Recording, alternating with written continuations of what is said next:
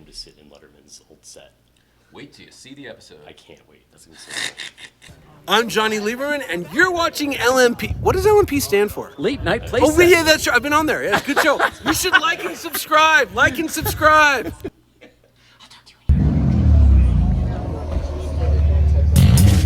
Oh, jeez.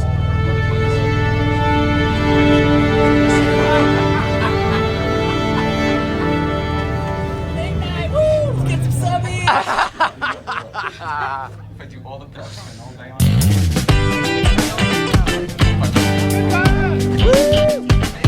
What's up, you guys? Your churros were a hit. They're gone. Killed it. Nice job.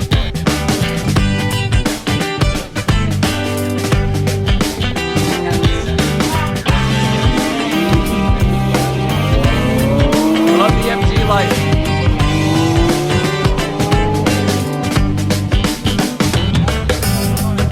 What's up? This is what it's all about right here. Right?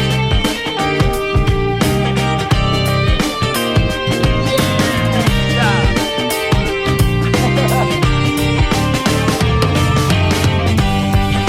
Hello, hello.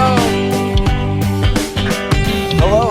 hello, hello. What's up, you guys?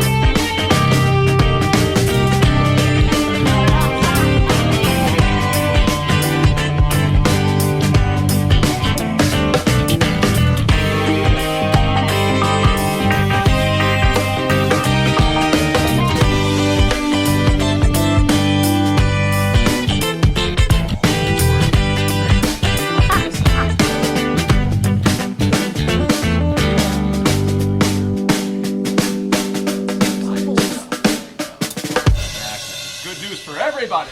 Everybody wins when the bubbles are playing. What's up? Hey, Jamie Tate Drums is here. Smart Money Steve. Boy, Smart Money Steve. I don't know if it's... I don't want to paint you into a corner here or... With the same... Here, let me get a microphone. Let me... There's too many buttons on this desk. We inherited a desk with too many buttons on it.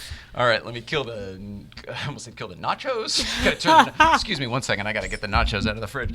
The fridge. I can't even... That's all. What's happening? All right.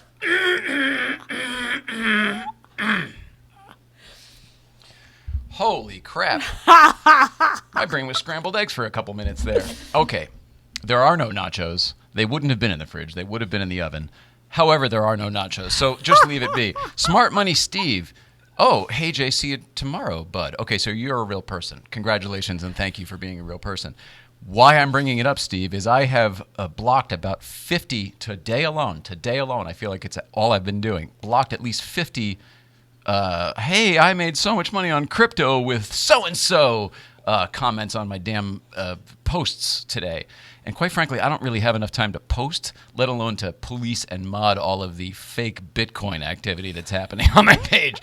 So I'm sure that's not you, but tell your fake friends I'll knock it off. I'm painting every investment person with the same, that's what I was trying to say before, paint with the same brush. Could you tell I didn't get it? Let's get our Instagram audience in here. Let's tell everybody what day it is and what show we're doing for them.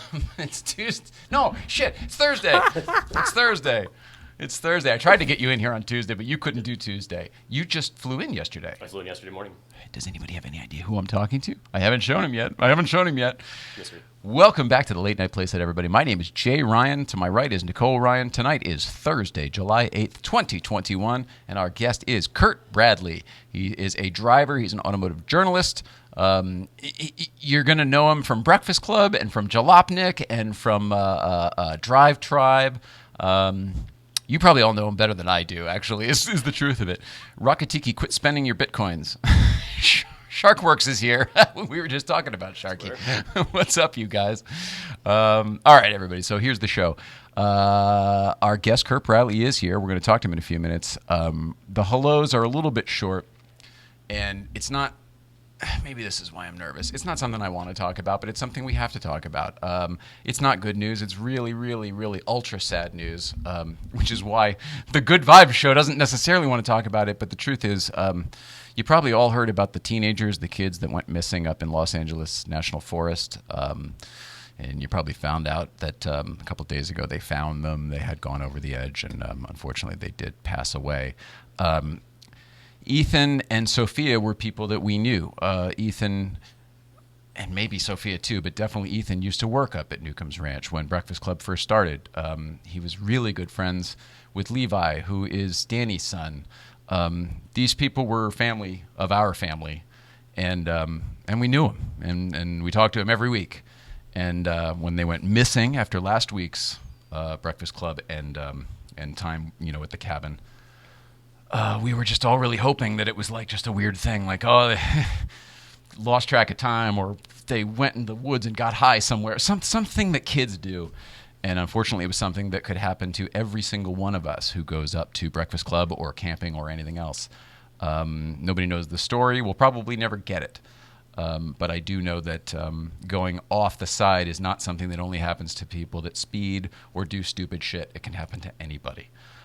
So I just kind of want to say that we're really sorry that we lost a couple people that we know who were really, really sweet and young and at the beginning of their lives. But hopefully the rest of us can take a lesson from this and, have a great time up there, but also respect the crest, respect each other, respect life, man, because you can lose it like that. It goes away. So that's it. There's no soapbox or anything. It was just I felt really guilty not mentioning it. I wanted to post on Instagram, but it felt like such a crappy thing to...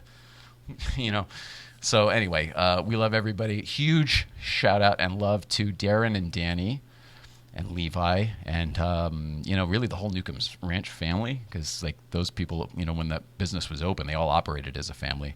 And anyway, we love everybody. And the whole GVBC is thinking about you and loving you. So if we're here. If you need anything, please call upon us. And I'm going to stop talking about it now because emotion... Oh, Good Vibes back. All right. Chris Sonnenberg's here. What's up? Congrats on the another series of Emmy nominations, Chris Sonnenberg, for Tangled is his show, the Disney show. Oh, right. You're still hitting the Tradecraft Maui Wowie from the other day. Is that what it was? Yeah. And it was Kristen Fletcher. Yeah. Yeah. It's really good. I got so chatty there. All right. All right, off of the bad subject. All right, Rusty Kid's bar. And listen, you're doing a great job, Brazil, Rusty Kid, doing the not scale model, but a beautiful diorama model of Newcomb's Ranch and the whole GVBC crew. He's actually making our car and everything. He's making a little yellow 111 That's 997. Awesome. He had the wheels 3D printed because like the ones that came on the model weren't right, so he had to make the 3D lobster wheels and everything. It's serious business. I know. Guards Rad's here. What's up, buddy? What's up? All right. Okay, so I told you about, Now let's move on to some good stuff. East Coast Feed is something we have been delaying for 2 weeks, and we're going to get to it tonight. The kids were on vacation a week ago, and they were out on Long Island, and I'd like to check in with them. You good with that? Yeah, right. Please. East Coast Feed, Steve Kaz, Brooke and the Kaz Man. Dan Breathtaking. Roll it out. Mr. and Mrs. Ryan, look, it's Brooke and the Kaz Man. Guess what we are? Well, you really can't guess because it's a hard guess. We're in Montauk, so it's Brooke's first time. How you liking it so far, babe? Good. One of my clients gave us this nice place to stay with a pool, and it overlooks the ocean. That doesn't suck, right? Yeah, not bad at all. So it's a pretty cool little resort. I don't know, whatever. We're enjoying it, about to head out for some dinner. Brooke's enjoying the view. I'm enjoying the view. Hey now. Bye, guys. Say bye, Jennifer. Bye. Bye. All right, out on Montauk. I love Montauk. Do you know where that is? Only that it's in New York. Cool. Really? That's all you know? I know racially inappropriate. Because I said Long things. Island, and you know Long Island is part of New York. I know Did you more know of- it was Long Island prior to me saying? Yeah, yes, from college, and that's why I know a lot of Jewish trivia about it. Jewish trivia. Who did I meet? What's happening? All right. College. So anyway, it's well known as the end. It's the end of Long Island. It's the tip, the very, very end. Just the tip. Don't see our guest. Somebody was going to say, "Oh, look at this! This whole time have we not? What was I doing? Who was I talking to before? Did I have any of the right cameras on? Was I delivering that frickin' thing? See, I was so nervous about talking about Ethan and Sophia. I might not have even had the show on. Anyway, somebody saw that, I'm sure. And then sorry about Instagram. I'm out of sorts. There's too many things to do. The Stiglet's not here today, if you couldn't tell. The Stiglet was spending today with Magnus. He was doing a shoot with Magnus down at the garage. So not for us, for the Stiglet's own channel. And so that's where he is. Sorry. All right. What was I gonna? All right. Oh yeah, East Coast feeds. Back to the East Coast feeds. Okay, Montauk. It's the end, and shit. Was that it? I was gonna go into a whole thing. We're gonna get our guest in here. I'm gonna melt down. All right, let's go to Montauk again and just see what's up with these kids. Roll it, Hal. This is Ryan. Look, it's Brook and the Cats, man. We're at the Lighthouse in Montauk. Furthest point in New York. Here we go. Brooke's already gone. She's already gone.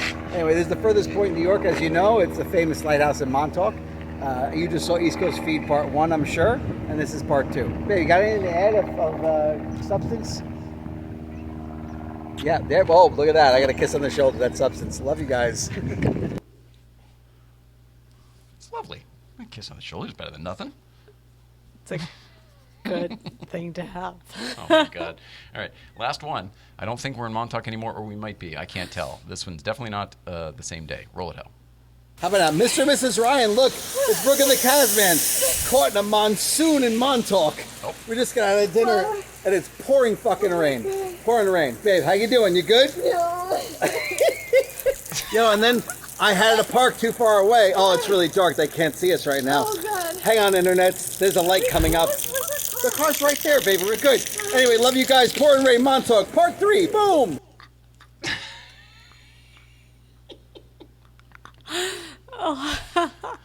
We did it. We got the feeds out of the way. We got there. I love those guys. I'm happy they're on vacation. I'm happy they're doing something, you know.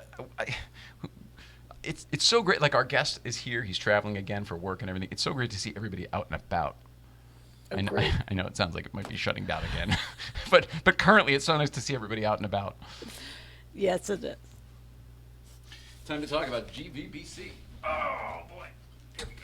Here's a bunch of stuff. Oh, jeez. It's too much stuff. Too much stuff. Well, we don't need this, probably. Happy Halloween, everybody. Hey, congrats on that new car, by the way. Who was it? Stromberg on the Happy Halloween car. Do you know what I'm talking about? The orange is like really, really, really orange, and then with the black accents, it's just got kind of a jack-o'-lantern feel. Do you know what I mean by that? Yeah. You know what I mean by that. I do. The GT3 RSs really had it bad because they were the black and orange with the wheels and everything else. This doesn't have all that, but it's definitely that color orange with black accents. It's hard to not make that correlation. And it's just that his other car is such a classy, subdued. He's got that MG with the I forget which one has the hatch. GT. Yeah, exactly, the GT, and it's beautiful. He's got the rally lights and the Euro plate. I mean, everything about it is just beautiful. This is like such a different ride, you know what I mean? It's the bright orange, came in all blacked out and everything. It's killer. So we're going to see that tomorrow. All that because I said Happy Halloween. Great. Check out Dual Shift and your GVBC sticker pack right there, which is back in stock. And the Dual Shift hat is still in stock. Let's make it go out of stock. It's the old Champion logo. I like it. It's David's company, the Dual Shift, but they use the Champion logo. And you got a GVBC sticker pin here. That's new. Oh, Cool. Shit. I would be remiss. Don't let me forget to do the weather report after I talk about all this merch, because I didn't write it on the card. I put it in here, though. We got it. We're good to go. Dasha sent it. For the thrill. Dual Shift for the thrill. GVBC pins. I don't know how much they are, or if David's giving them away or only selling those in person. I don't know how that works. But these have been in stock, out of stock, in stock, out of stock. They are back in stock. GVBC Classic Tee. back in stock. I know. Coming up next on QVC. We're going to have the Cubic Zirconia collection, Joan Rivers edition. I hear it. Maybe I want one of those shows. Maybe I want to. And then, of course, it has all these lovely features. And here's the reasons you would want to own it, you know? And we only have 3,000 left over in this window over here. They're going fast. What could we sell like that? I guess this stuff. Start there. Well, those hats are still in stock, folks, and they're not going to stay that way if you keep ordering. So please keep ordering. Oh, God, we got to do commercials, too. And I got to tell you, I got to pitch something else to you. Please keep watching What Are You Driving Today? Thank you so much to everybody who's tuned into the YouTube channel that David created. It is fantastic. Everything is up from season 1. You can go look at them and binge them. You can see the growth from really some pitiful stuff to like just a little bit subpar at the end there. We're like, it's almost a show. It's like, oh, you can see where they're going, and hopefully they get there. Season 2, we hope to get a little closer. So thank you for checking it out. Please tell your friends. Whatever you're supposed to do. Did I do that? All right. Now I can tell you about St. Clair Insurance, who has been blowing up lately. Thank God a lot of our people have been going over and switching to St. Clair Insurance. Some That's breakfast awesome. clubbers have gone over. I don't want to say his name specifically in case he doesn't want people to know, but somebody we know just bought not a brand new, but a very nice new GT3. He's switching over. So it's happening. Good job, It's happening for St. Clair Insurance. That's rad. We were waiting for that bubble to start inflating so that we could eventually call it a bubble. They say all that separates men and boys is the coverage for their toys. St. Clair Insurance is coverage for your toys. In this case, we are talking about collector cars and collector car insurance. The collector car market is all over the place. Values are skyrocketing. It is good business to go get your car valuated and then check out your auto insurance. Obviously, it makes sense to check out whoever you're with and see what your options are, but I'm telling you, everything is so all over the place that it might make sense to explore options otherwise. CoverageForYourToys.com and Jeff St. Clair of St. Clair Insurance can do all of that for you. Plus, you get to say that you're tied in with St. Clair Insurance, and you get to then have a private joke when you talk to your friends, starting with, they say. It was at Top Gear. It was, you'll know this. What did Jeremy Clarkson, every time he was about to... Some say. Some say. Yeah, the Stig. It's for the Stig, right? Exactly. And the same thing at the end of the show. It was, and that on... And on that bombshell. Yeah, and on that. So it was like there were things. So they say anything, you're going to automatically relate it to St. Clair Insurance. So anyway, CoverageForYourToys.com, CoverageForYourToys.com. CoverageForYourToys.com. Does that sound as slow as it feels in my head? Huh? Yeah. Oh. Well, I mean, I don't know what it sounds like in your head. It sounds a little bit slower, but that's okay. Okay. What do you think that everyone's... What's her problem? Well, we should probably tell everybody just in case for anybody tuning in. Nicole has MS and words are tough. Words are hard, but I'm trying to get better at it. So The fact that you're here every day is all anybody cares about. The fact that you are here and smiling and pushing through. Jeff St. Clair, excuse me, while I allow me to read a text from since it's topical and we're talking about Jeff St. Clair right now. He says, I do notice more energy or good vibe in quotes recently. I myself really dig seeing Nicole hanging in there. Sure, it takes a lot out of her. thanks, Jeff. It's amazing. It's really amazing what you're able to accomplish. Other people don't know. They see you here and they think you're fine. They don't know that this is pretty much all you can do today. And you were in your room taking care of yourself until about 3 minutes before 5 o'clock when you came out here. Yeah. And it's interesting for other people. I don't know if it is interesting or not, but I think it's important that people hear it. When I say you can't walk today, I mean like, oh, you can't walk at all. I mean like you can't even with a cane and holding on to the counter when I say that. Myself. Yeah, but when I say that, like, oh, you can't walk today implies that, oh, other days you can. So when people see you in a wheelchair, they think, oh, but there's good days when she's not like that. No, when they see you out in a wheelchair, that's a good day. Yes, it is. I guess don't put so much pressure on yourself would be my only note from your co-host. Your husband too, but your co-host. Don't put so much pressure on yourself. Thanks. You got this, and you're awesome, and they all love you. Oh, geez, sorry, everybody. Staring at the wall for half an hour. Yeah, no, well, they're looking at the show up there, but I mean, they could be looking at it here. Sorry. That's terrible. I'm sorry, everybody. One Vintage, PCH Outlaw, Jackie Lowe Truppy, Droopy Truppy. Stiglitz here. What's up, Stiglitz? So you're done with Magnus? Hope you had a great shoot today.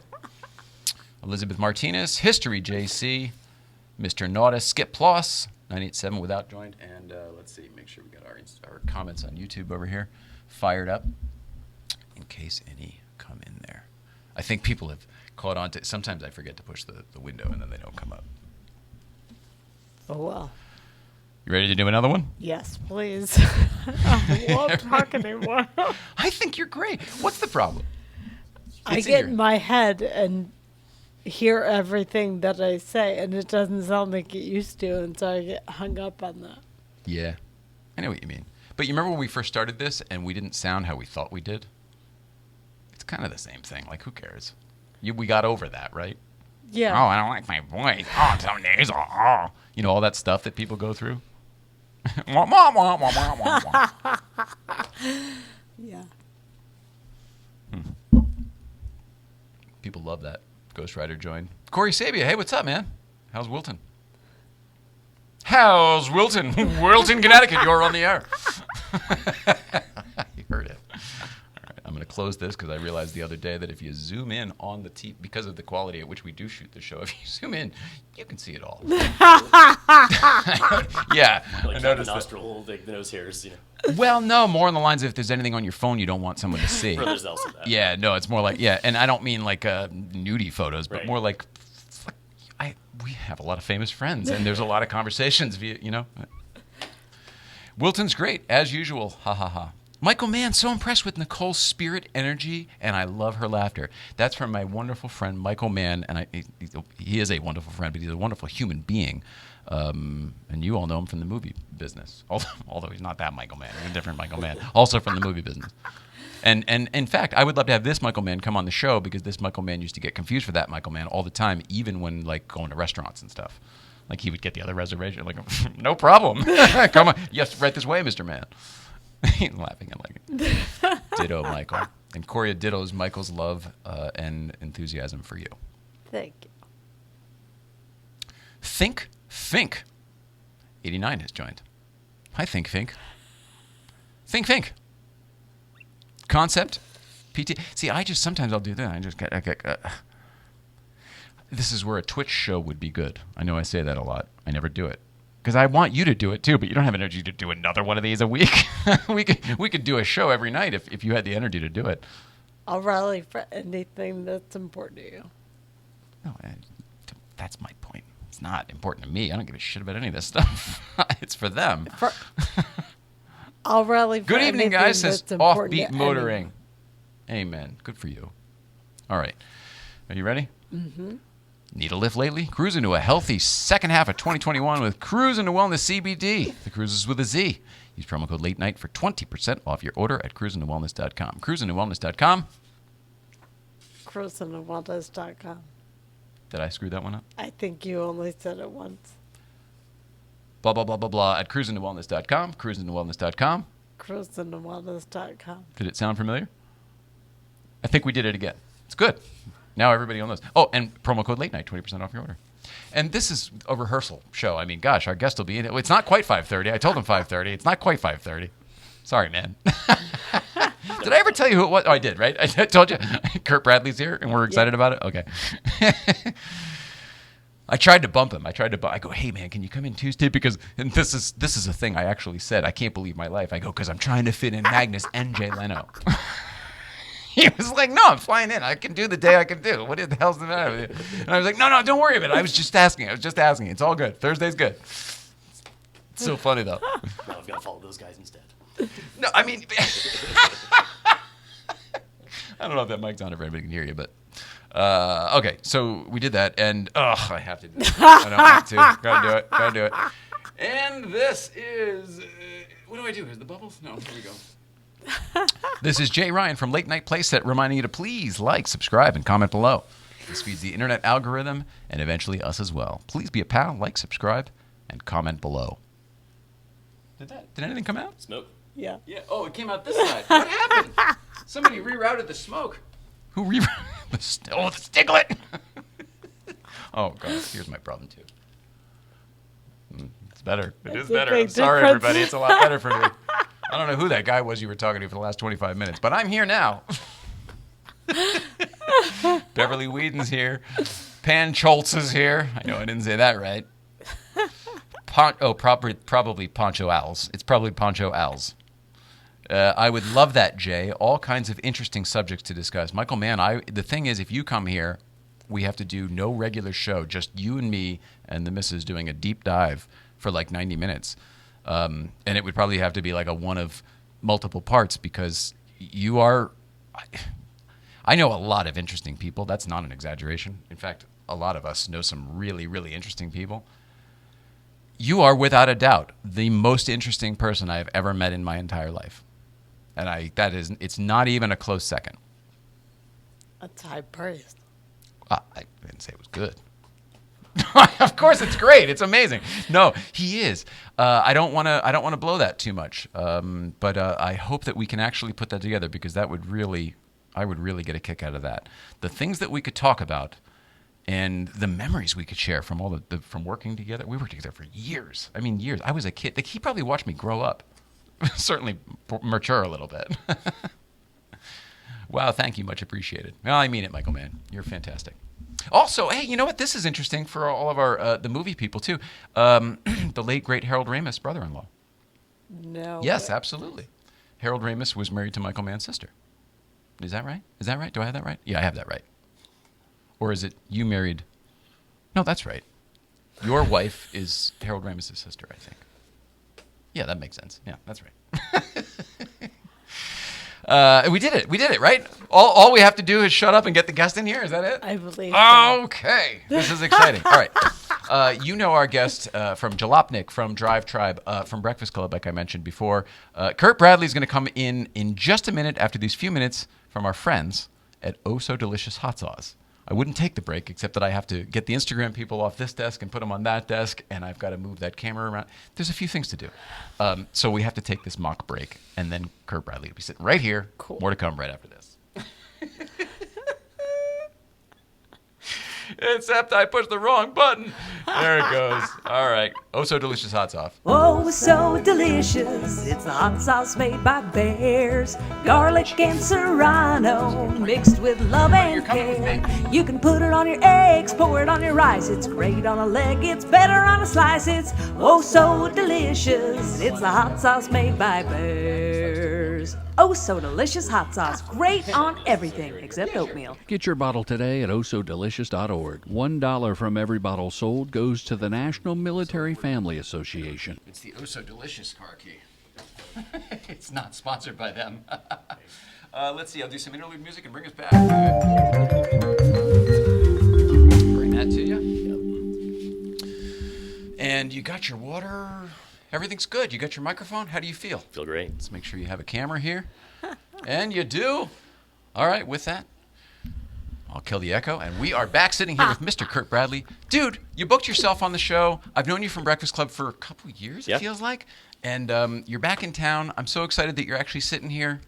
Let's do the thing. Let's do it. You brought a really cool, interesting car today. I took some pictures of it and some video down in the garage. I didn't get to post them because we started talking the moment we got up here. Usually I kind of do a thing. You want to just start with telling everybody what it is, and then you can tell everybody what you think about it, and we'll go from there? Yeah, I can do that. It is a 993, but it's the one remastered by Guntherwerks. Yeah. And it is very green. They call it the Greenwich Commission, and it is... Breakfast Clubbers have seen this car a few times up there. Yeah. It's like kind of minty green with the gold wheels. Yeah. And Peter Nam says, looking forward to seeing Kurt and his feedback on Guntherwerks. Yeah. He literally, that's a comment on YouTube there. Nice. It's great. That car is, it's a blast. I mean, I've been around it and done driving in it for about 2 years now in multiple iterations. And you're helping them test that car, right? I mean, it's not just, you don't just get to, every time you come, that's his rental. Yeah, right. Yeah, no kidding. Yeah, here's your press card this week. It's it's this wicked hot rod of a 993. Well, but you probably do get that. I right? do have a press card this week that is fun. Yeah, that's definitely part of the deal. Are we saying what that is? Yeah, no? Sure. It's an Audi RS6 Avant. Oh, cool. Which is another fast wagon. Which it's finally that thing has come to the U.S. and I'm excited about that because. Is this the first one ever, or it's the second one ever? For the Avant, yeah. It is the first Avant. Yeah, we've had RS6s in the past, but only the sedan. And only the sedan, correct. And now this. So that's a big deal. It's because people have been coveting this car here for like 20 years. A while. It's finally here, and it's cool. I mean, it's not a subtle wagon. You know, a lot of the times, you know, you get even like, you know, say like an AMG E63S wagon. You know, it's cool, but it still looks like a little bit of a hopped up E-Class. The RS6 Avant is very edgy, very, you know, big fenders and 22-inch wheels on it. Like, it looks muscular. It's cool. Different car? Does it actually look and feel like a different car? Yeah. Yeah. Yeah. It always kind of was just sort of like they put the S badges on. Right. Like, yeah, no, it's new quick. different wheels. Yeah. Ooh. It got a little exercise on Ortega this afternoon, and it got to play around a little, and a little bit of highway driving yesterday just to go, all right, you know, how does it feel when commuting and LA concrete traffic, you know, and it rips around. It's pretty nice. And what is the answer? Because on the LA concrete traffic, because I find that a lot of Nürburgring cars. I'm a James May fan, where like I kind of agree with him that the Nürburgring cars are not great on the road. Yeah, I'm the same. I mean, you know, we can all joke like we're getting old and crotchety and things hurt when you go over bumps now, and you know that's part of the deal. For sure, part of it. And I think one thing I do like about Audi, some may say that their cars are getting softer. I'm not going to gripe, because a little compliance on the freeway is not a bad thing. Like, no, I don't like uber performance cars have a place in this market, but I think ultimately most people are daily driving. They just want a fast daily driver. And I think that's one of the cooler things, is to have something that, hey, is not going to kill you in traffic if you're driving. Like yesterday, I put like 100 miles on it driving back and forth across the city. And no fatigue. None. Yeah. No, comfy seats, ventilated seats, you know. Magnus was here the other day talking about how his, like, the latest car he bought is that Turbo S, the 991 Turbo S. Yeah. And he's talking about they did like 12 hours, him and Hannah, on a road trip or whatever. Yep. And they got out and, you know, went to dinner or whatever. Like, no big deal, no fatigue. Yeah. That's nice about modern cars. Even and GT3s are comfortable. Well, the 992, you know, there are some that say, oh, it's a little stiffer. It's a little more, you know, RS than whatever. But it's like the 991 generation. I did a road trip in one of those in 2018. I drove from London to Le Mans to cover the race, and had to quickly make that distance the first day I went in there, and then drove back the day after the race. And that's 8.5, 9 hours on the road in a GT3 with cup seats, and it still was perfectly comfortable. God, you had the with the buckets? Yeah. Oh, it was fine. Really? It was fine. That's pretty good. Yeah. That's pretty good. And it was, you know, mind you, French motorways are, you know, perfectly smooth and, you know, easy to cover a bunch of miles on. But very good quality. You know, once I got back on British motorways, once I came through the tunnel, you know, it was a little different. But I think I think it's good that companies are finally listening a bit more to go, all right, let's make our comfort mode comfortable and make the sporty modes sportier, you know.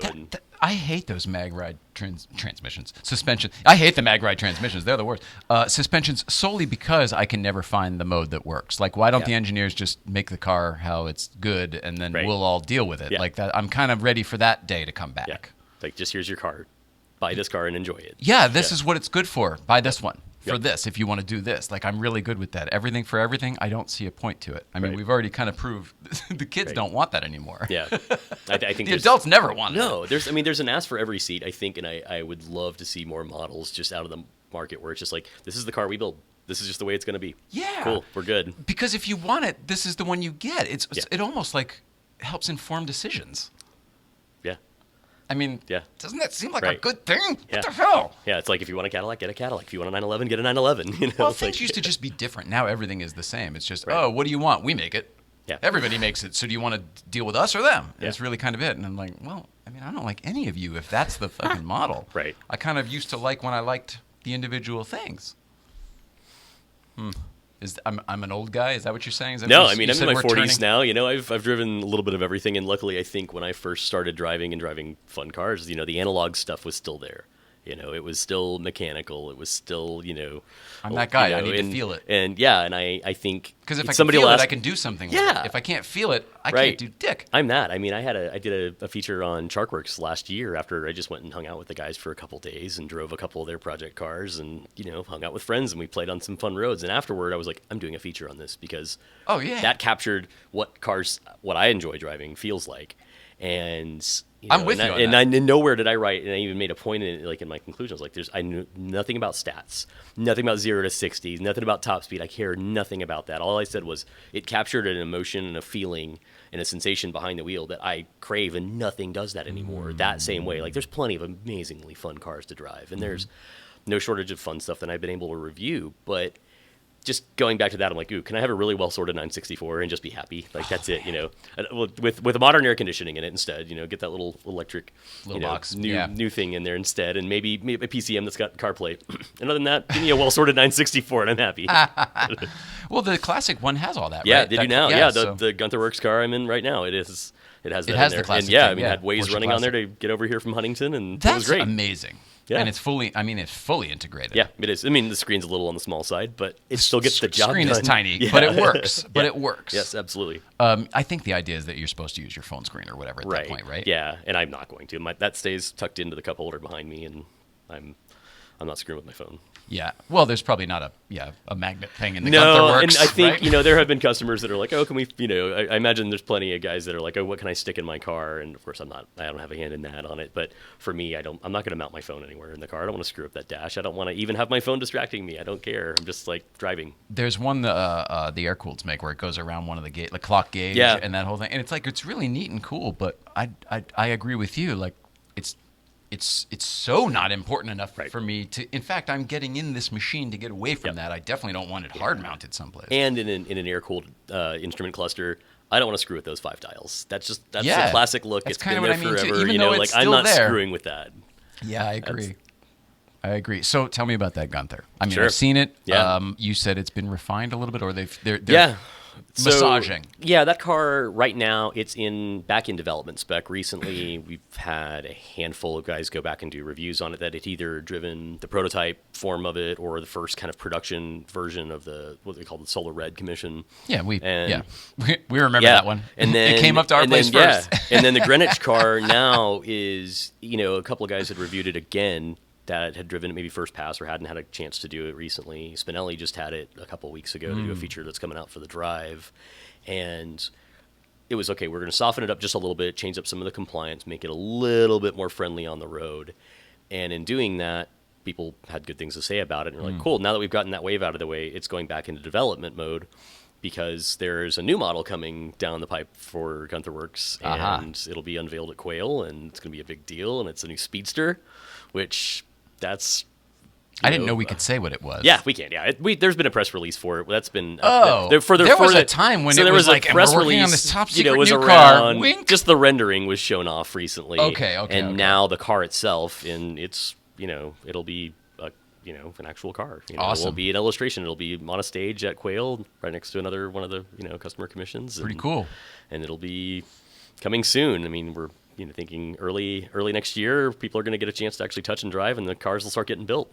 So, but they didn't make a 993 Speedster, did they? Did Porsche make a 993 Speedster? No, I think last one was a 964 So for Miracle. So what is Gunther making this out of? It's still going to be based on a 993. Okay, chopping the it's top gonna be then. No, it'll be a cabriolet. You start with that. So instead of having to cut a coupe, you just start with a cabriolet and build up from there. Okay.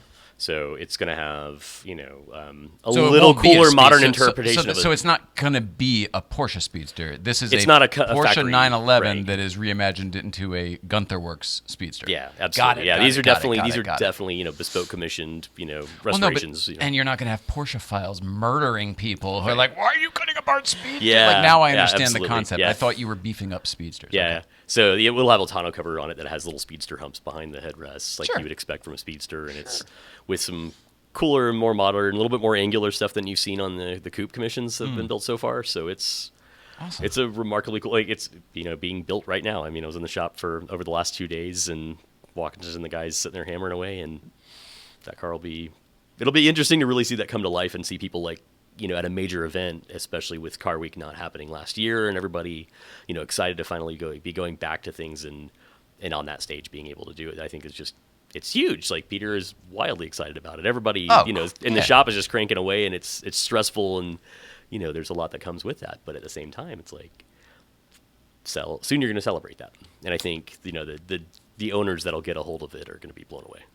Don't you think people are just happy to have Quail, and then the fact that Gunther got into Quail, like all of the stuff is kind of it's a little sweeter than maybe other years in the past. Sure, yeah, and I think with Guntherwerks, it's been this quieter company that's building, just kind of got down to business and it's like, all right, we're gonna start cranking out cars. Customers are gonna start driving them on the road. You're gonna see them around getting reviewed, and then it's kind of like this validation of, all right, this is the next phase of the company. This is the next big project. There's this new, factory, which, many people have been able to go see. And it's great. Yeah, the all this, facility's it's beautiful. amazing space under one roof. Peter did a huge amount of work Were designing you there this for the out. waffles thing? I didn't go to the waffles thing. that I was missed out on killer. that. I was kind of sad because God, I'm it a was so huge good. breakfast eater. Like, that's my thing. Oh, they were so good. I mean, like, I don't get emphatic about food, but it was so good. Yeah. And hosting people there and showing that this is a real thing, this is happening, this is how it's all coming together. Because often, I mean, one of my colleagues and I were talking about that today. Is like so many shops that are producing really cool builds are doing it in a kind of an old school kind of way, or they've got a paint guy down the road for somebody, or a machine guy here and there. Oh yeah, and you're all the regular normal way, the regular way. Yeah, the not hard an way. actual assembly line with a facility and departments. And yes, absolutely, all under one roof. I think customers obviously love that because then like, wait, where's my car at right now? How's that stuff coming along? But for people to be able to work together in a cool space and collaborate and sweat together and kind of gain respect for that, it's cool to go in there. For me, it's cool that the cars are being built side by side one another. Yeah, you can see stage to stage. Yeah, the black one with red accents that we all can we say who's that? We still can't say. I don't know if we can say it or not, but there's it's a very high profile commission that that we knew who it was for before Guntherwerks took it on because like they almost you know what I mean, like it was getting to the end of the list. Sure, and that customer's taken delivery of the car as of last week now. Which is amazing, but the day of the waffle thing, we got to see, like I got to touch it. I got to see it being built. It was all done, but it was being assembled, and I was like, holy crap, this is really neat. Because I remember when the guy was like, oh, I just want one. And it was like, you can't get one, Right, and then a friend of ours, a mutual friend of ours, made a phone call and was like, bro, he's like, okay, let me get the order in. And there's all this backstory behind it. But to see the actual car there and then have it go out, and then for that person, they haven't posted yet, right? No. Okay, so then we can probably talk about it. Right. Yeah, as soon as the customer wants to talk about it and post it, on his Instagram or wherever else he wants to go with it and talk about it, sure. I haven't been told not to say anything, but I also haven't been told to say anything. So I'm the same way. I'm trying to just be respectful. Yeah. But it's a very high profile client, and I think that person will definitely post about it once they have some time with it. Yep. But that car itself was so beautiful. I thought to myself when I was hearing about it, I was like, boring. What's up, Knight Rider? I was like, it just wasn't enough for me for a Gunther car. It should be him. And when I was seeing it, I was like, "Fuck, it's awesome! It's fucking awesome! It's got a lot of cool You can details. see the carbon through some of the parts and everything. It's just sick, sick." Yeah, they're really unique, and I think, people have asked, because I get to drive all sorts of Porsche things, whether they be custom commissions or factory cars or race cars, like it's. You driving race cars too? I've driven all sorts of stuff. Cool. Yeah. I want to drive more of them. That's I say that again. Yeah, right. Yeah. He wants to drive more. Hey, Porsche, let me drive an RSR. Right. Opportunities. Yeah, that's gonna happen. Sure. Let me get one of those wet cars. Just ship it over here from Anti. We're good, right? I would just take some, just like a Carrera Cup car would be fine. I don't need the whole club sport yeah. action. Yeah, 992 Cup would be just great. Just give me a cup. Yeah, no kidding. But it's just different. I think what's kind of cool with the space is that there are so many people. Like there's no shortage of cool Porsche builders out there.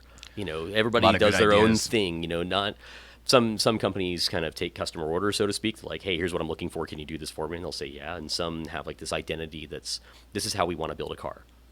Do you want to buy it? Yes or no? And that's just the way it is. Like who are you describing? Yeah, right. Yeah.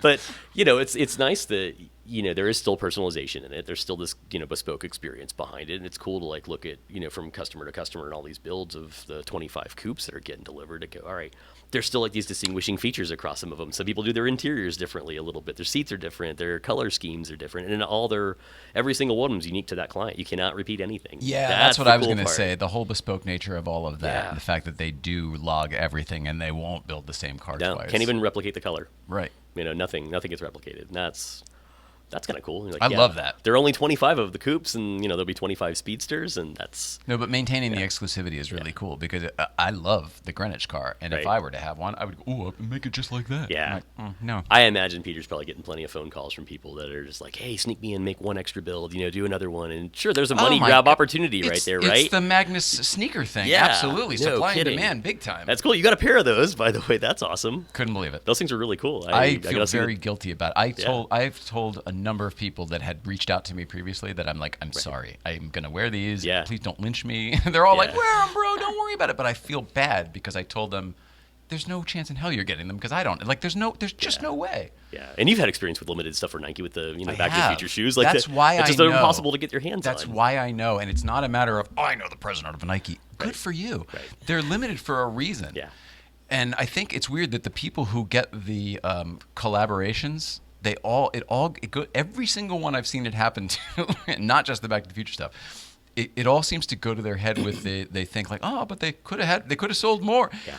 Nike's perspective is they don't want to sell more. They want you to buy their regular shoes. This is just getting a market that they didn't used to have. Like Magnus's people wore Doc Martens and boots and shit like that. Yep. Now they're buying Nikes. Yeah. It worked. It's cool. I'm just saying it worked for Yeah, Nike. That's their right. point of these damn limiteds. I think Sorry you to pull the mentioned veil back, everybody. When he was on the show the other day, it was you even mentioned that it was I think he may have downplayed it a little bit more, where it was oh crap, I don't think this is going to be a big deal. And I was watching the sneakers app the day it dropped, and they were gone instantly. He expected it. He was excited about it. Yeah. He was very excited. We talked about this thing for months. He was excited about it, but that day on the show, like I'd been through launches before. Mm-hmm. I've had friends call me to asking for the damn Hyperdunk from the Kobe thing. I was like, dude, I got one shoe out of that. It's the size 16 or whatever that he wore, 13, whatever it was that he wore. Like I have that.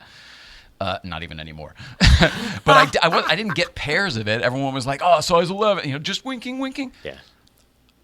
I'm nobody, and I wasn't anybody attached to the shoe. I just simply worked on the damn thing. Yep. Magnus Walker is Magnus Walker for one, and then he's the signature guy for the damn shoe. I couldn't even imagine what it was going to be like for him. So when he was on the show, we were like, this is a bigger deal than you're really kind of letting on. Oh, yeah, totally. And then, sure enough, I think he sort of admitted that we might have been right. Yeah. It's a very he was overwhelmed. unique experience. Yeah, and I mean, like I've worn nothing but Nike for the most part for decades, and that's like my thing. But I've never jumped into the grab the exclusive, really limited release kind of stuff because I beat the crap out of my shoes anyway. I feel miserable if if they're valuable. Yeah, because this guy's selling these things for thousands and thousands of dollars on some of these. Like I definitely had plenty of Jordans when I was in high school and college. Like I was a fan. But to watch guys go back and get these really cool limited edition Jordan 3s and stuff, and you're like, holy crap, man, what could you do to your car with that money? There it goes. You only need to spend 2 seconds with that logic, and then you go, oh, that's where the sneakerhead mentality is. It's just moving money around. They're just commodities. It's a different commodity. Yeah, exactly. And I think it's really cool. I love that people are really passionate about doing that. And then for Magnus to translate some of that, of his experience in the fashion industry into doing cool things and personalizing stuff, and then go, oh, by the way, I have a new pair of, SBs from Nike that are my thing. You're like, wait, what? Dude, and the thing is, the sneakers are cool because he made cool choices and did cool things with them. They're not just regular sneakers with a paint job. Yeah, they're super cool. You got to get a pair, man. They're the rage. Yeah, right. Yeah, no kidding. Yeah, Magnus, hook me up. No. Do you know? Not like he's got them to give around, but just separate conversations. Sure. Do you know Magnus? Yeah, pretty well. Yeah, awesome. Yeah, we've. He said on the show. That's right. You took the picture. You took the picture that he talked about on the show with the American flag. Yeah. It was at a Lone Star Le Mans at COTA a few years ago, when World Endurance Championship used to come to Texas, and. He and Hannah were there as part of a Porsche program. There was a launch for, at the time the 718 was coming out. Oh, yeah, right. And I have covered FIA races for a number of years and happened to be there at the same time. And he was hanging out right on the grid at the beginning of the race. And I was just standing there, and he had a cool cowboy hat on with the American flag on the underside of it. And he was standing there. I was like, hey, let's get a picture. Let's do that. And then right behind us was one of the grid, operators and the handlers hanging out, shooting there with the flag. And he's like, wait, let's do this with the backdrop and everything. I was like, yes, let's stage this. And so that way, it was a cool moment, and it was awesome for him because he was behind the scenes at a major race and chilling out on the grid. And where do you live? I live in Austin. Oh, okay. So that's convenient for you. Yeah, it's my backyard. I mean, I've probably, I don't know how many, nearly a couple hundred days of paid time doing photography work out there. It's crazy. What do you think about the idea of them adding a second track in the U.S.?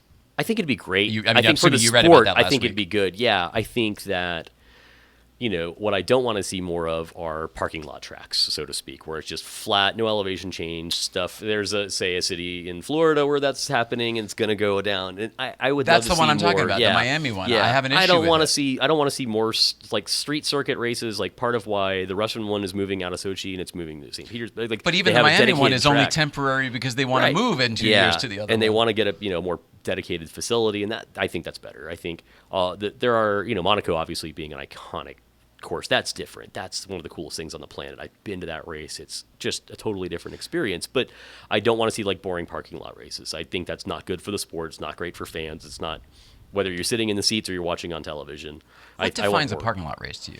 What do you mean you by that? know, Because I like- thought at first you meant like Yas Marina circuit, because I'm not into that either. Right. Yeah, I mean, Yas Marino, and the funny enough, they've Even though made a there little is topography changes. Yeah, changes. they've made a little couple changes for going forward this year. They got rid of this awful chicane that was at the end of a straightaway and makes it a better passing zone. So this year we'll get to see that being That put was into the play. worst Yeah, so that's like in the game. That was the Yeah, right, worst. yeah. That was the worst. That's Sochi, like gone the now? Russian track, is another one of those where I call it a parking lot. But because that's the old hang Olympic on. complex. The Yeah, chicane before that hairpin is yeah. gone now? Yeah.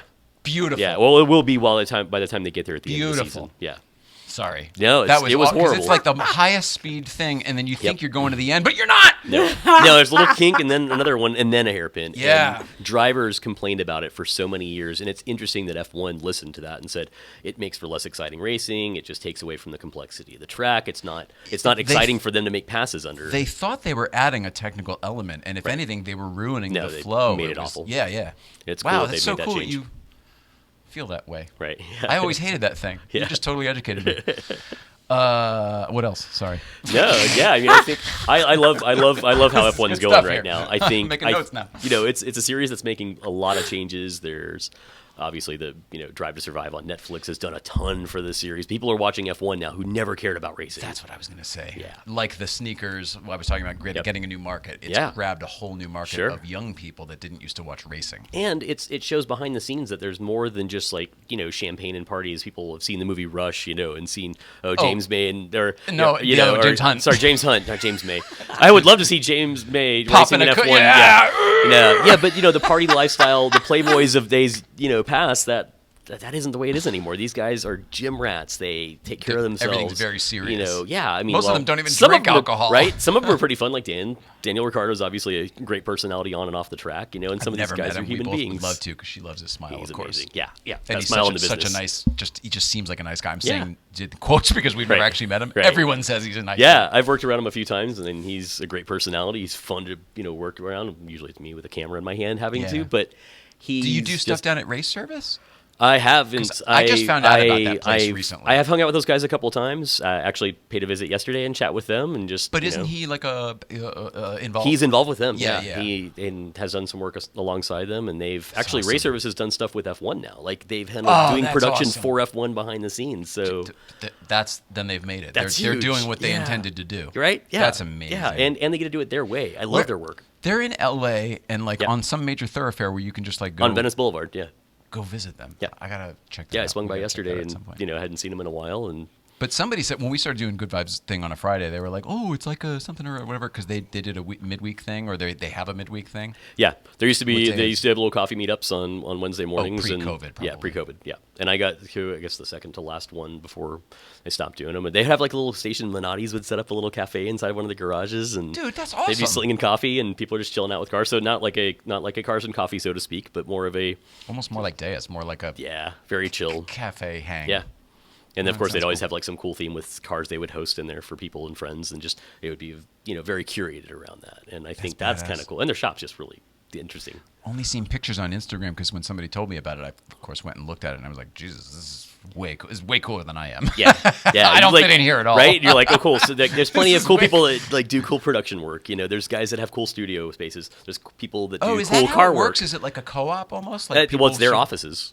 Yeah, that's what Yeah, I yeah, thought. Yeah.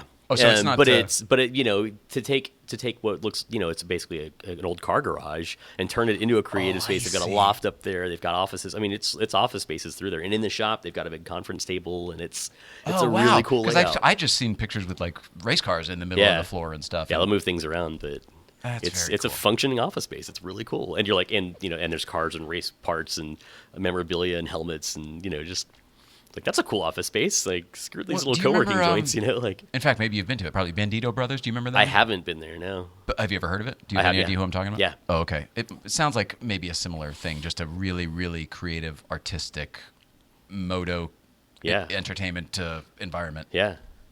I think I think that's kind of cool to invite people into your office, into your home to, show off how that works. And Is there anything like that in Austin? Yeah. No, not yet.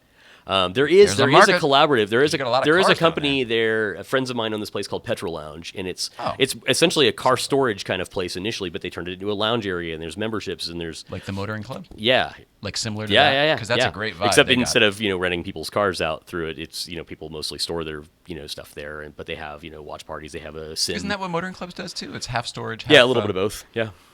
I love what they created. Yeah, like and I would hang this out at one space, in another yeah, city. right? And doing that on the west side, having that, that kind of vibe is cool. Like, it's a, and not only that, their hangout side of at motoring club is huge. Their hangout side. Yeah. Yeah. Oh, it's massive. great. I always told her, I was like, man, I want a pool table, but I don't want to lose these Right, cars. yeah, Like these yeah. cars are so cool. All that space. I can't wait to see what they do with their new, whatever the new joint's going to be. Yeah, that'd be cool. It sounds exciting. They probably will not make it bad. What do you want to talk about?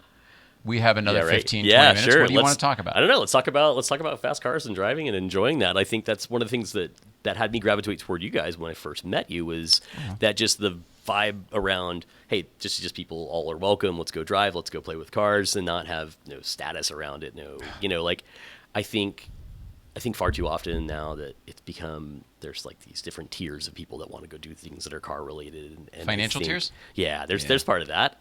And, No, I didn't- I don't mean to put words in your mouth. No, What did no, you mean? but that's exactly it. Yeah, where Okay. there's like this different, like, oh, if you don't have this cool of a car, this expensive a car, you can't hang out with us, or you can't go to these types of events, you can't come to these parking lots, you can't go to these, these anything. And I think I don't That know, doesn't it's- make me feel good. no, and I think there's got to be something around it where people are just having a good time, and what do you get together about? What do you all enjoy collectively? Driving fun cars, whether that be a Miata or a Koenigsegg or whatever it might be. It's like we all share that little thing. Why can't that common thread just bring more and more people together? And I think Yeah. you see that sometimes at Newcomb's on Fridays. Like we're up there, All and the all of a time. sudden there's an entirely different group of people we've never seen before out there that are just Because like, they were on a group drive or something, Yeah. and then they stumbled upon it. yeah. And like a month before or something, they're like, "Oh, hey, I came by and saw that. Now I definitely have to come back, and I have Right. to see it again." That and happens a again. lot. And for me, I don't often go do my review and testing work, in the Angeles Forest on Fridays, Saturdays, or Sundays. Typically, just Or 'cause in of- public. right? Usually you wanna get away from Usually people. Usually I'm out there, on weekdays, well before sunrise, getting started, and I'm off the mountain before 11 o'clock because I want to just be able to just do my thing and get in my element and. Yeah. Plus, you shoot know. in the morning, edit in the afternoon. I mean, Yeah, it's a and I'm perfect done. schedule. Yeah, it's literally, a perfect like grab schedule. lunch at the bottom when I get done and drive back to the house and Yeah. chill out. That's a and- work day right there. Yeah, and I love that. And for me, that's like one of the things I enjoy the most. I've talked about that with friends that, like when we, most of us all had to shut down, especially for travel when COVID hit. For me, emotionally, mentally, everything, I really noticed a dramatic difference in my demeanor, my work product, my feeling every day, that if I wasn't traveling out here, which is typically like a week a month, if I wasn't doing that, I noticed a real decline on the quality of all sorts of things about me. And getting to return to doing that on a monthly basis, and part of it is that there are more fun press cars in LA than there are in the Texas fleets, which I still get to review plenty of fun stuff out there. But there are some things Makes that more you sense can't do. to Yeah, come and out there for are a weekend or something. Yeah. and there are definitely good driving roads in Texas, but there's not a million of them like there are here in Southern California. And Right. Which one would you right, like yeah, to take exactly. Like here? today, I was driving Ortega, or That's you can amazing. do Malibu, or I can go to the Crest, and I can do out there. You can drive on 10 different roads and have a damn good time. Right. And the scenery and everything about it, and just there's a totally Try different to do the energy Tail of about the it. Dragon, the Green Mountain Parkway, Right. and the Bear Mountain at the same Right. day. Like they're No. 1,200 miles apart. Right. That doesn't work. And they're typically clogged up by Harleys, in packs, and Sure. nobody that knows All how to of use the a turnout, or there's a million things that are bad about it. So getting to do Weather. my work out here, They even have weather. yeah, right. Hey, we get snow up there. Yeah, shit. What am I talking about? We In definitely get April, winter. Definitely get winter. Yeah. So I think that's my favorite thing, is to just get up really early in the morning, grab a yogurt, do whatever, have my little morning routine, get up to there and go drive and pull over here and there, take some pictures for my review, and then I think one of the things I do enjoy about it, not just the roads, the scenery, everything about it, is that there's no signal. And like you're People are completely off the grid for 4 or 5 hours at a time, and no one gets to bother you. People are constantly like, isn't there Wi-Fi? Why isn't there Wi-Fi? I'm like, first of all, this isn't even a business anymore. Who the hell would Right. pay for Wi-Fi here? Yeah. What, is the cable on too? Like, no, they canceled all that shit.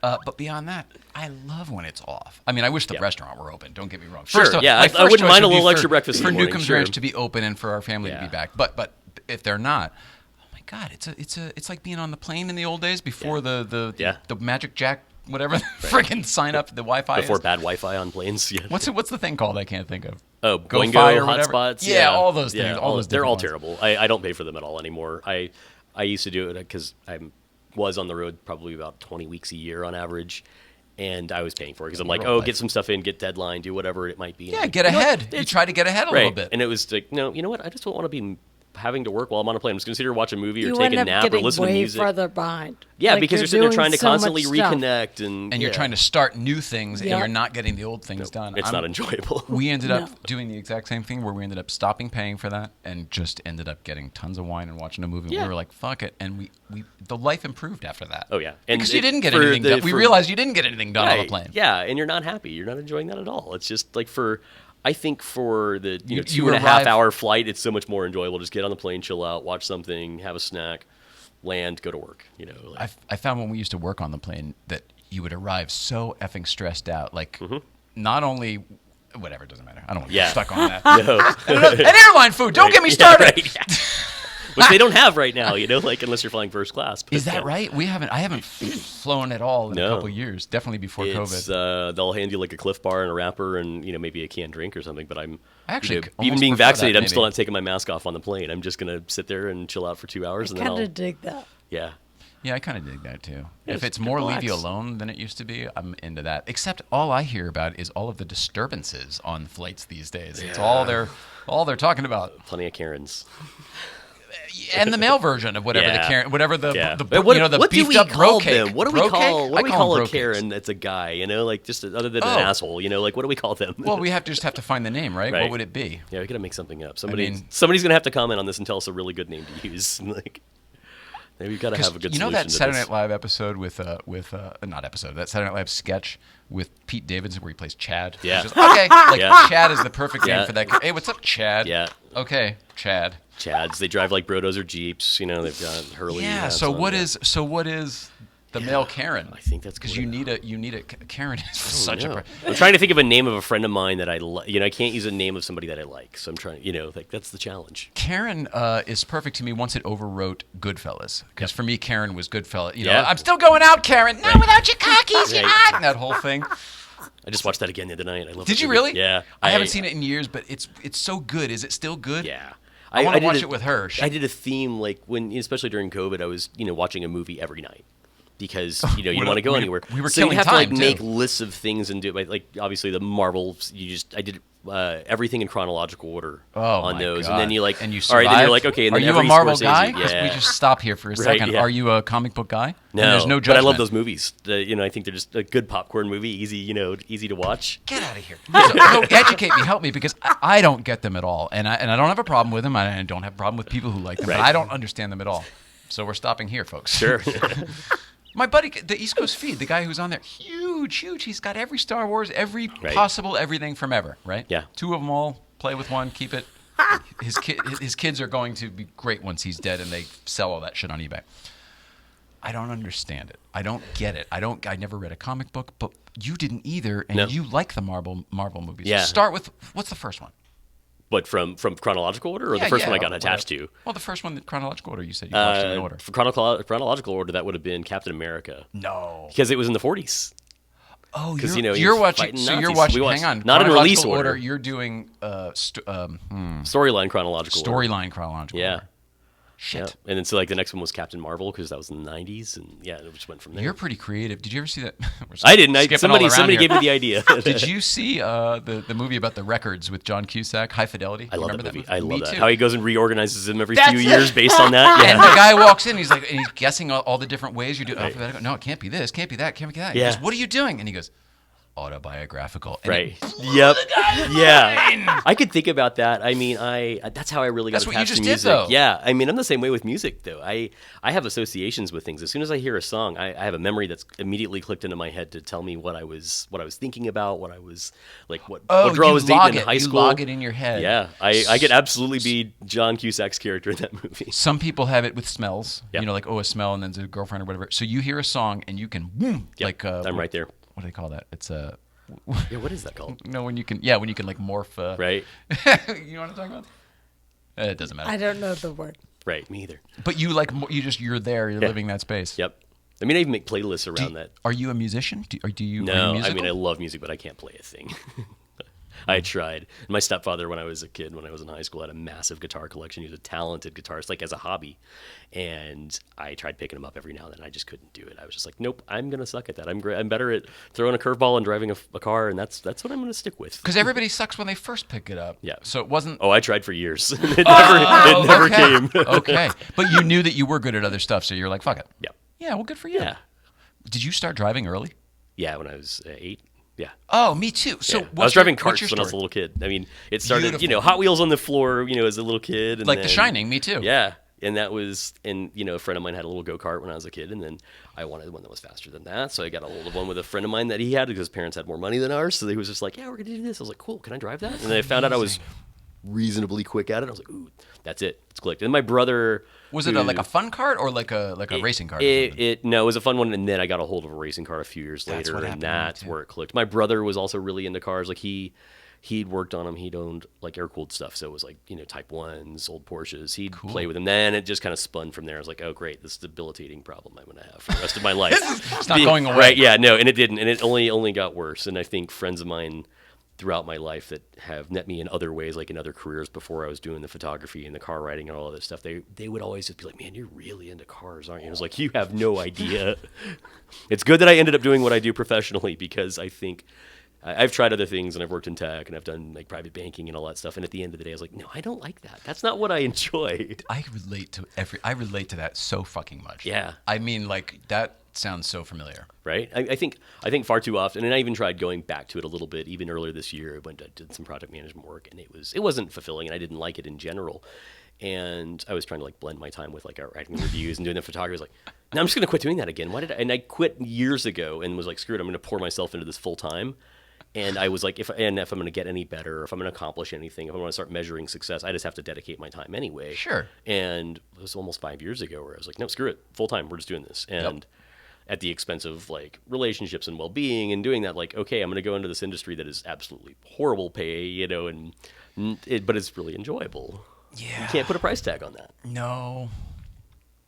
It's impossible, I think, after, but in doing that, you have to dedicate yourself. You have to say to yourself, all right, what am I going to do that's measuring success at that point too? Like, not just enjoy it, but I think Jalopnik helped me do that a lot. Patrick, who was the editor there for a long time, Patrick George, was a great friend of mine. And he helped like enable that problem, so to speak. It was all right, we're going to start working on this. I told him, like, all right, here's what I want to do. I want to start doing more of this. I want to cover this. I want to do this. I want to review these cars. I want to do this thing. He's like, all right, let's start working on that. Let's start doing these tiers. And for me, it was the like measurement of success. It was, all right, now I've done these. Okay, now I need to do these. Now I need to do these. And over time, that kept just kind of ratcheting up. And then it became all right, it's a personal challenge. I have to do these things. I'm not going to feel happy if I don't. But isn't that when you start making progress? Yeah. When you become your own competition? Yeah. No one, literally no one else, and God damn it. Yeah, and I think especially like in automotive journalism or in racing photography or in any of those spaces, there are groups of people who are very competitive against others, or they try to correct themselves, and they try to like, oh, I gotta be that guy, but they do it in a negative way. There's some of us that are like, oh, I aspire to be that person, but at the same time, you're like, no, I don't want to be them. I want to be me. Yeah. I want to have my own style, but I'll take a little seasoning off of that. Yeah. But it's and I think in the past several years, I've met more and more of my colleagues on the journalism side of it. It's such a collaborative environment. Everybody, like, nobody's out to get anybody. Nobody's like, oh, we want to squash this guy, so we're going to squash this side, or I don't like that rider. Everybody's really cool because we're all just having fun. Yes. What do y'all do for a living? Like I get to play with fast cars for a living. Ooh, darn, you're sitting on an I'll be on a plane next to some guy, and you can tell, he's looking over me while I'm editing some pictures, and he's like, what do you do? And you're like, tell him, and then he's like, what about you? And he's like, I work for an insurance company, and I do accounting. You're like, at the end of the day, I do pinch myself every now and then and be like, you know what I get to do? I get to like hang out with people around doing fun things with fast cars and taking pictures of them and going to races and traveling all the world on somebody else's dime. It's amazing. That part's amazing. And I've fronted a little bit of my career for the early years of it. I was paying for my own travel and doing stuff, but that's fine. Oh, you don't say. Right? Yeah, no kidding. Yeah, no kidding. Yeah, funding your own operation of everything. Yeah, by the way, this is amazing. It all this starts is so someplace. Cool. But I think I love that about this industry too. You know, what coming from other avenues of my career, there were so many people that were just out to get everybody. It was like that's the old way. That's the old earth. And I think it's the human way, by the way. It's all ego Right. fighting with each other, and me over you and you over that. That's the Dave and Jay Leno of it all. Right. That's the crap of it. Sorry, he was here. No, right? Yeah, and that'll be amazing. I can't wait to watch. No. But I'm so with you on that. Yeah. So now that we're getting past that as a society, Yeah, I think it's interesting because, you know, it's that whole, you know, rising tide lifts all boats mentality behind it. I Right. think, you know, everybody, particularly in the car space, I think you're starting to find more and more of that. And I think maybe COVID helped a lot of us reset and think like, what's important, what's valuable to me, how am I going to spend my time? Am I worried about canceling plans to go do stuff anymore? No. Am I worried about like making a social impact on like going to a party or seeing somebody at an event? No, I don't care about any of that. It's like, I think a lot of us just really corrected everything and said, you know what, like what's important? What am I going to use my time for? Yeah. Am I going to do things that I enjoy? Do they have to be profitable, or do they have to be great for my career, or do they have to impress people? It's like so many of us were like, no, because we can't go do anything, you know, for over a year. We all just had to kind of sit at home and watch stuff on our couch and be safe and be smart. yeah, movie a day. You know, movie yeah, a, movie exactly. A day keeps the boredom away. Yeah, for sure. and I think in doing that, many of us, plenty of people quit their jobs. Many people changed their relationship status, or they got a pet, or they picked up a hobby, or even, and then some of that people were like, oh, I learned a new skill set, or I did this, or I advanced my career. And some of us were like, look, I just want to survive. Yeah. I was okay with that. You know, Yeah. that was kind of it for me. But in doing a lot of that, there were a lot of little like personality changes that I noticed in friends. And I think for many of us, it was just do the stuff that you enjoy doing. You know, like go if you want to, you know, drive up to Newcomb's on Friday mornings and hang out with people around cars. If that's what you like doing, go do it. If you like hanging out at a dog park and petting other people's dogs for 2 hours every Sunday or something, like I don't do that, but actually that sounds like a really great idea. Therapy, that's, right? You know, Therapy like yeah, dogs. exactly. Like, do whatever serves your well-being on a daily It's like basis. the kids that think you can't just be don't here go if to you a don't- park. Yeah. You can't be here if you don't have a kid. Like, Yeah, you're definitely not don't go allowed to playgrounds. No. Yeah, that's not cool. We're not good with that. But I think a lot of us really figured out like what's going to be important to me, what's going to make me feel better, what's going to like extend my life in a quality way. It sounds like you did the time. You did the work it takes to ask those questions and answer them. Maybe a lot of people did that, and that's what you're saying. But Yeah. my experience is that not everybody has. No, and I think some The people that I definitely, thought yeah. would haven't, and I'm Right. pleasantly surprised by others. Yeah, I think definitely some of us also kind of realized that some people were being like really selfish through that and like, oh, I still want to go travel, I still want to go party, I want to go to brunch, and like, cool, man. Like me, like I'm, you know, I also like have a medical history with a nasty background. Like I've had cancer a couple of times. I've my had God. like I'm immunocompromised. I was worried when we first found out about COVID. Nobody really knew how it would affect different people, and those of us that Absolutely. you know are either whether you're dealing with a terminal illness or if you have been immunocompromised because of something else, none of us really knew what the hell it was going to do to us all. Sure. So for a lot of us, it was cool, you're going out to brunch. Like you're extending this problem because you want to go hang out with your girls this weekend, or you want to go do this stuff. And I'm like, cool. You know, I already I'm booked having this flight to right. wherever. Yeah. You're Yeah. like, cool. You know, they'll let you cancel it. You can just stay home this weekend. Like you don't have to abandon everybody that you know and go on holiday because you're just tired of it. You know, like that was the biggest frustration for me during all that. Stretch my wings. Yeah, people were like, I'm just tired of being home right now. You're like, cool, stay home Yeah. a little bit longer. I'm bored. Right, Wow. yeah, darn. But for me, it was kind of cool. They're like, okay, cool. I don't have to go be social. I don't have to go do stuff. And I think for me, I was like, Took a lot of pressure off. yeah, I think particularly for a lot of us that have to travel for work all the time, or like going to press events or launches for new things, or major level like conventions and car events and things like that. There's some of them where like I'm cool not having those in my life right now. Yeah. Like for Car Week for next month, I'm absolutely excited about that. I don't really love being out in crowds. I don't like there's certain aspects of it. It's funny, like being a guy that works, in the automotive journalism side and does some PR for a client and, helps represent people at events and, doing You that. seem like you should be an extrovert, but you're not. Yeah, in doses. You fake it. sure. But Yeah. especially if it's something I enjoy, though. That's a different story. But that's all the introverts I know. Anybody who's a creative introvert Yeah. can be an extrovert, and they can probably actually really kill it. But it's like small Yeah. doses. It's really fatiguing. Yeah. Is that way for you? Yeah, absolutely. At the end of the day, I used to have to network a ton. When I worked in tech, I was like 3-4 days a week. It was going to happy hours. It was going to events. It That was shaking killing you, hands. bro. Oh, man. It was it was killing your soul. miserable. And I would get home at the end of the day and just feel like shit. And then I was kind of like drinking a lot just to like have fun and be social. And I Yeah. think some of it was like, I kind of have to numb myself just a little bit. Like I don't drink anymore. Of course, because I just don't exactly feel the great same. about it anymore. And I just didn't feel healthy, and I felt like shit every time I'd have a drink after a while. But it was the thing. It was like it was that impression guards you rad, had to. It's just, maybe it's an age thing. You get to a certain age where you just kind of, maybe it's maturity. Maybe we're getting old. Maybe it was 20 years of just beating the shit out of my liver every day for many years. Yeah. And like my body was finally at that point where it said to me, you know what? I don't think you need to do that anymore. You're just going to feel hungover after like a beer.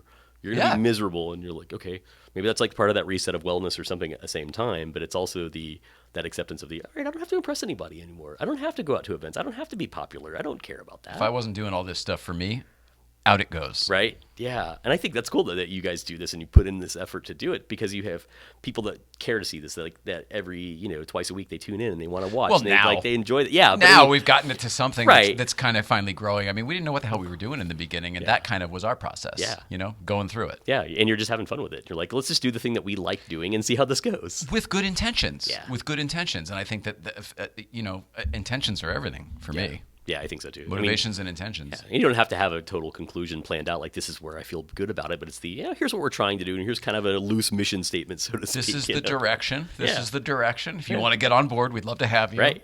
Yeah. I think that's cool. You're nailing it. Yeah. There's something about it, I think far too often people, and you obviously attached to that too, is like we were given expectations. These are the things you need to do with your life. Yeah, these I never by that. by these years That you is- need to have accomplished these things, and you're like, no. Age 5 or 6, I had already abandoned that. Right, I yeah. swear to God. I It's should never have been so with me. much earlier. I don't know if I'm right or wrong by it. I'm just saying that everything you just described, Yeah. you're right. And I noticed that at a Yeah. very early age, and I have never subscribed to Yeah. society. Right. Yeah. I've always been a weirdo. Yeah. And I mean, I Gonzo with the there's nose. nothing Like, wrong what with is he? it. What does Yeah. he do? I don't get it. I- we had a childhood friend. Sorry, I don't mean to make this No. about me. We had a childhood friend who I went to high school with, and he was like, nobody knew what to make of you, Jay. You were so enigmatic. You would come and go whenever you pleased. Like whenever there was a show, you would show up, and whenever there was school, you would disappear. Like we never knew what to make of you. And I find that that's what every creative person that I'm drawn to in my adult life was like as a kid. Yeah. It sounds like you were that way. Yeah. Magnus was, I was that the way. youngest All of of my kids, friends were yeah. that way. And for me, it was like they all had their standards. Like they were all way more accomplished than I was, and they were all focused on like building. That their was career, your having perception, a I family. bet. Yeah, I think so. And I think some of it was I don't want to do that. And it's sure I tried to follow the path. Go to school, do this, go get a career job. Like get something that you're going to do. Be a banker, or be something. Yeah. Whatever it might be. Like stick with that thing for go with 20, the- 30 whatever the years. parents told you yeah, to do, and like yeah. follow that map, right? And for me, it definitely. I mean, my parents hated the fact that I would quit a job if I didn't like it, or if I would try something new, or if there was something I was intrigued by, or something I wanted to, hey, I'm interested in that. Let me see if I want to do it. And for me, like that's how the photography and writing, kind of translated from just being cool and liking cars and like, oh, this is fun, to, all right, I want to dabble in it a little bit, see if I like it. Then, okay, I kind of like it. Can I get good at it? And if I get good at it, cool. What do I sort of compare myself to? Like, what do I want to do to make it feel like I'm trying to do this professionally or Right. something? And then it was as soon as I figured out, okay, I can maybe do this professionally, it was, okay, now how do I actually get better at it? How do I Yes. build that skill set? Then Just keep doing it, and right? and Is it's that a lot what of it's you- just repetitive, practice, but like with improvement focus, right? You still want to 100%. become better at something over time, make No, that's- mistakes along the way, and do that. If you sound to be very similarly made up, obsessive compulsive sometimes.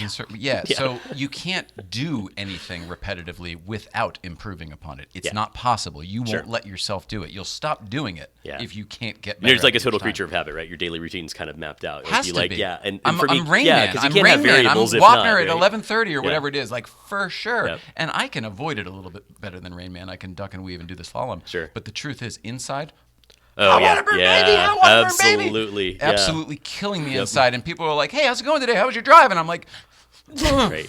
"You're awesome. It has nothing to do with that, but I'm exploding under the skin Yeah. right now." Yeah. How do you hide it?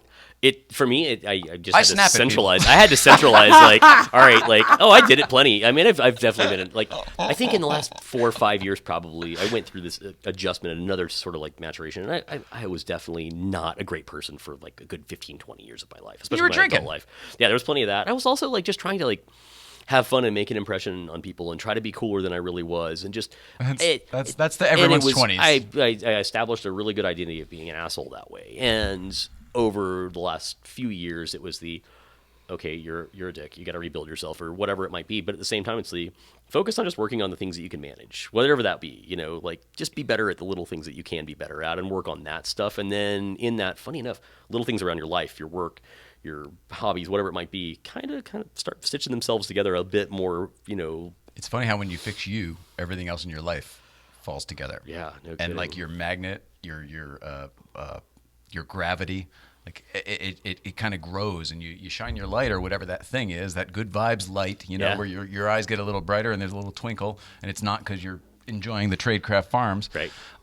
You're just kind of high on life a little bit. The magic does come to you. Yeah. Like the magic literally comes to you. Opportunities come to you, new people, new finances, like all sorts of things. Yeah, I agree. And it can't be quantified. And anybody who went to school and does the metrics go, nope, that doesn't work. It's like, cool. And how did I get this microphone in the Ed Sullivan Theater that night? Because weird shit happens. Yeah, no kidding. Yeah, we're taught not to believe in magic. And, Right. Like, that's what it's all about. Yeah. Like, You gotta find that. believe. Yeah. Every kid's movie tells you, just gotta believe. Indiana Jones, just gotta believe. Yep. That leap of faith at the head of the lion. Right. God, Yeah, the Last Crusade, the best yeah. scene in all Right. of movie history. Leap of faith. Yep. Man, this turned into a heady thing. Yeah, didn't it? right. No, that was good though, right? I think the overarching aspect of everything on this was like, just kind of focus on the stuff that you enjoy as opposed to the things that you're being told to do. And Yeah. if that means that you want to, whatever you decide you want to pursue, do it. I think, far too often people are just sweating 30 years of their life away doing shit jobs that they don't love because they're like, oh, it's stable. And now, mind you, I don't have kids. I don't have to support anybody else. Some people have to make some compromises in order to be stable and take care of that and pay bills and do those things. And I don't Yes say just and quit. no. Yeah, Everything you're right? saying is right. You do have all of those responsibilities, but if you do that work, all of that other stuff will fix itself, Yeah, which is what you said, and I agree with. Yeah, I think a lot of it will fall into place. But, you can't just immediately quit your good paying job to go, hey, I'm going to go be a freelancer and write about cars. That may not work. No, but there's a mental shift of being happy that translate across the board. Like, that's so important. We don't remember that, but Yeah. that's important. Don't tie into it. Yeah, Yeah. absolutely. I think you're really cool. How's that? Yeah. We You have, guys as well. We have gone on and long, but is there anything that we should mention? How do people follow you? Obviously, Sure. Kurt Bradley on Yeah. on Instagram and Twitter. Sure. I'll put it up here, so it's Yeah. just written just like that. Yep. But obviously, we've got DriveTribe. Yeah, who I've been writing Jalopnik. for now for almost 2 years. I did 4 years, a little over 4 years with Jalopnik doing racing and reviews with them, and then moved over to DriveTribe in 2019. Oh, excuse me. Then forgive me. I Yeah. thought it was. I No, thought no, you not were doing both anymore. Yeah. Forgive me. I thought Yeah. you were freelancing all over the place. No, Okay, so you are with everything, DriveTribe now. everything's going to DriveTribe. I'm still freelancing, obviously, but all my reviews now, I think 70 something as of today. And Congrats. Yeah, it's been fun. They allow me to just do what I do, and they enjoy that, and it's fun, and That's what I was getting at. You Yeah. lit your own light. Yeah. You could. Thank you. That's the thing. Nobody else can do it for you. Sure. Thank you. It's between You be you. Follow me on Instagram and Twitter and at Kurt Bradley, and keep an eye out for what Guntherwerks are up to. I'm getting to do some fun work with those guys and testing their cars and You helping are them out. going to be up at Breakfast Club tomorrow, correct? I'll be there tomorrow morning with the Greenwich Commission Guntherwerks. And bring in the Guntherwerks car, so Yeah. that'll be up there as well. It's going to be hot as hell. It will and be. I forgot to do the GVBC weather, so let's do that Yeah. before we do anything else. Here's Dasha with the GVBC weather report. Take it away, Dasha. Hot, and it's not me, it's weather at Newcombs tomorrow morning. Welcome to the GVBC Weather Channel, it's Dasha. We expect to have around 100 degrees, so be ready, guys. Hot but beautiful. Share these moments with us. Yeah, if you didn't hear that, I checked it as well. 100+ degrees. Yep, it's gonna be warm tomorrow. I don't know. I know we said, we should go for a short time. It's up to you. I don't know. It's up to you. 100% up to you, and you don't need to decide right now. I'll But think about it. yeah, Hydrate, kids. Hydrate. the heat knocks her out for like days and days. Yeah. It's I really weird. I admire the amount of energy you put into, like, especially doing this each week and then going out there. Like, it's not easy, and I think it's cool that you put the energy into supporting each other to do this, multiple times a week and putting that into it. That's really cool. It's admirable, and it's also challenging. I get that it's probably kicking your ass every day to do it, and that's Thanks. yeah. You're welcome. Thank you. When the weather's good, though, going up there helps energize you, right? Seeing the people Yes. and the nature and Yes, my physically worst days are my mental best days, and that helps keep that even. vice versa. Yeah. Yeah. Good head, bad body. Bad head, good body. Right. She's awesome. You get two of me. Huh? You get two of me. Oh, yeah, two of you. Okay. All right. Well, with that, we should probably wrap it up. Thank you so much for being here, Kurt Bradley. Thanks for having me. Absolutely. You are welcome anytime you're in town, as Yeah. long as we have a date and I don't have Magnus or Jay Right? Leno Yeah. here.